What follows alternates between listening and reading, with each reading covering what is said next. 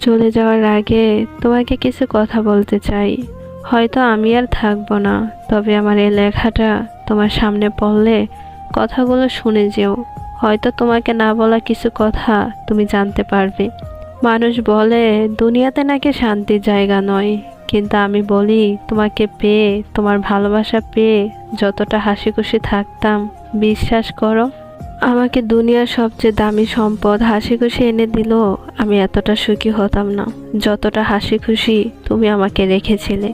তারপর যখন তুমি আমাকে অবহেলা করতে শুরু করলে, আমার থেকে দূরত্ব বাড়িয়ে নিলে কোনো কারণ ছাড়াই, তখন মনে হতো আমার থেকে পুরো পৃথিবীটাই দূরে চলে যেতেছে।